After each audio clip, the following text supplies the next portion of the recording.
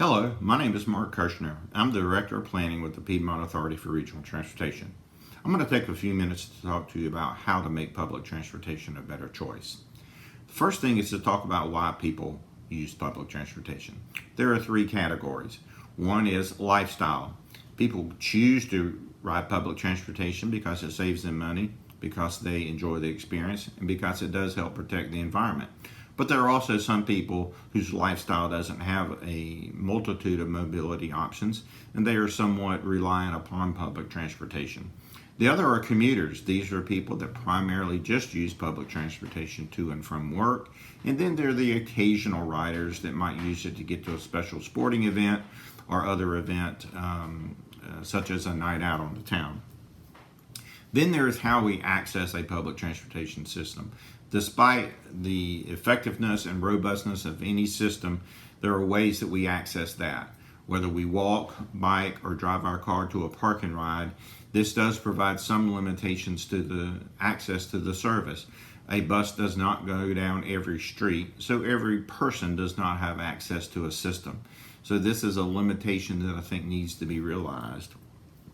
The third thing is the amount of time that it takes to ride public transportation. Despite how much you might enjoy the trip, it typically takes about twice as long as if you were to drive in your car. The graphic here gives several different examples of someone that tested this theory out so that you can see there is more time that is needed to use public transportation. The downside of this is if you want to be engaged and involved in your community and you're spending twice as long in your commute as most other people, it limits those choices for you to engage in your community. The final thing is how public transportation systems respond to some of the demands of passengers. And one of the primary things is we want to maintain our freedom. Our car gives us that freedom in terms of our mobility. So public transportation systems have to do everything that they can to continue to provide freedom.